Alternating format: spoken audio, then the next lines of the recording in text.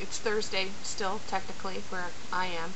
I'm going to be on Team Fail because I'm not going to get this up today, but I will get it up either Friday or Saturday morning. So, yeah, well, late Team Fail. A couple things. The reason why I'm late this week is usually I do a lot of the recording on Wednesday nights, and this past Wednesday night my kids had a audition, and then when we got back from the audition my head was pounding and it quickly went into a migraine, and I'm just not going to work when I have a migraine. And then Thursday I drove to Lake Havasu and back, which is like 3.5 hours there, 3.5 hours back, plus about 3 hours there to deal with some work stuff. And then I had a meeting with MJ, and then my kids came back from the callback that they got from the audition they went on last night. They got in, all good. So yeah, and Clancy was packing because he's leaving tomorrow, and so you had to spend some time with him. Well, not you, but me. You know what I mean. So yeah, real life got in the way. Sorry. When I was having the meeting with MJ, I could not figure out why my computer was going so slow. I mean, it was going slow. And then I realized I had set up my camera so that I could record this vlog, or try to record part of it, and I had accidentally hit start capture, and so I had been recording the entire vlog, or the entire meeting with MJ. So as a little bit of an example of me in a meeting, I'm going to give you these following clips. You want me to call you?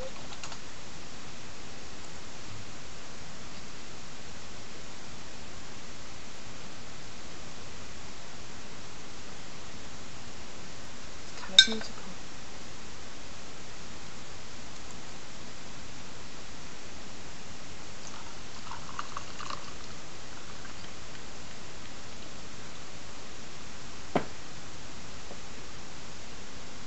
How are you?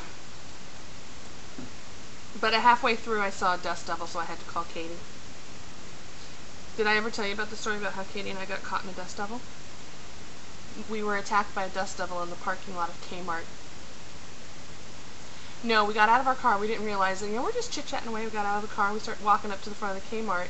And as she came around the corner of the car, this dust devil, like, came out of nowhere, blitzed into us, and we're hanging on to each other screaming, Auntie M, Auntie M. And then when it finished, we kind of looked at each other like, okay, that was weird. And we walked into the Kmart, and this woman came up to us in the cosmetics. It's like, that was the weirdest thing I'd ever seen in my life. So we had a witness. I would have been a sad panda. Uh-oh. Okay, that's fair.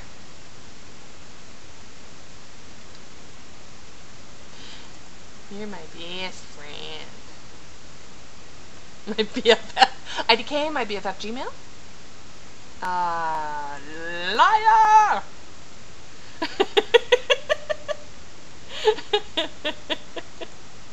Stop lying, would ya? Oh, I have it. I seriously think it would be funny.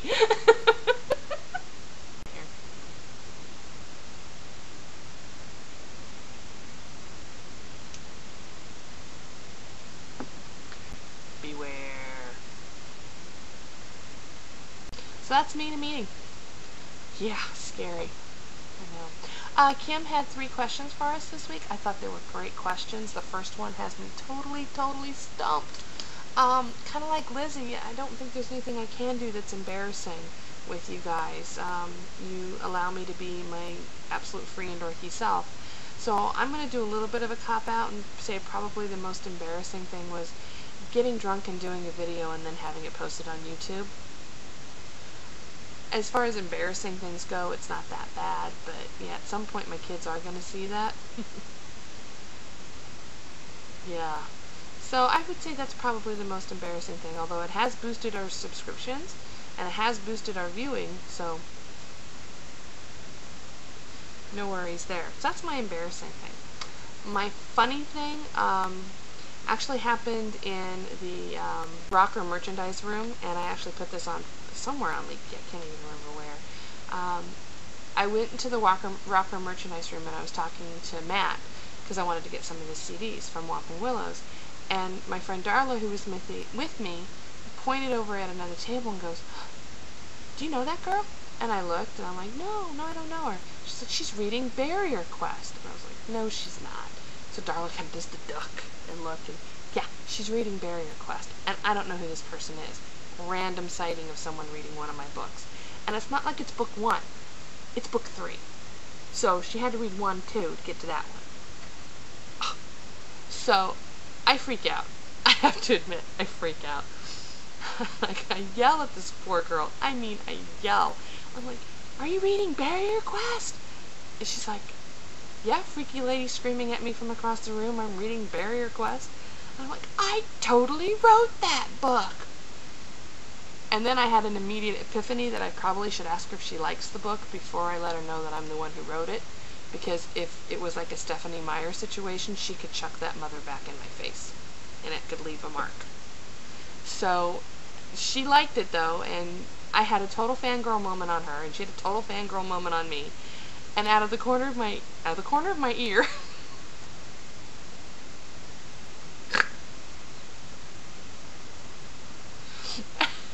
I hear Matt say to Darla, "She writes?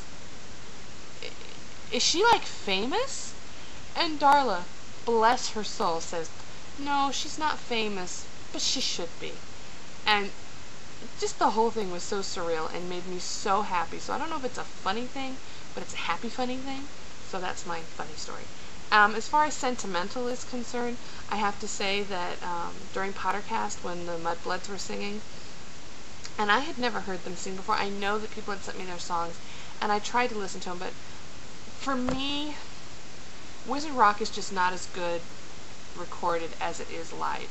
There's something about seeing the person, hearing the songs, and being in that whole context of being in the Harry Potter, immersed into the Harry Potter world,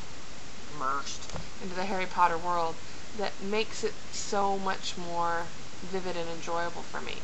And so when they started singing I Wish You Peace and Love and Happiness, I started to cry.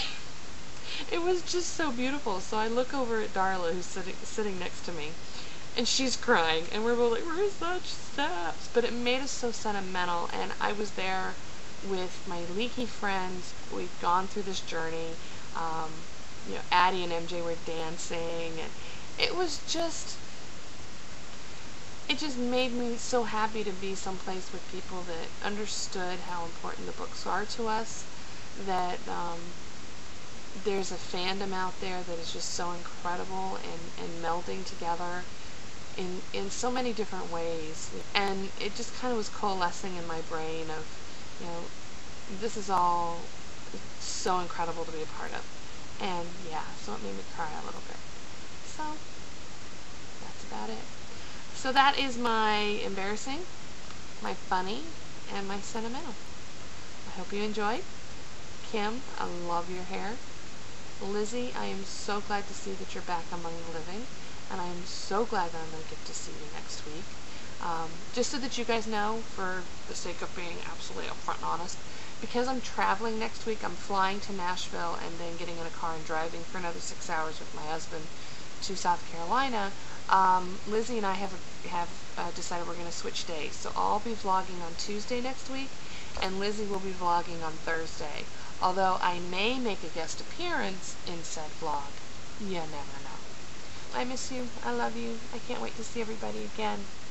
Until next time, toodles. Mwah.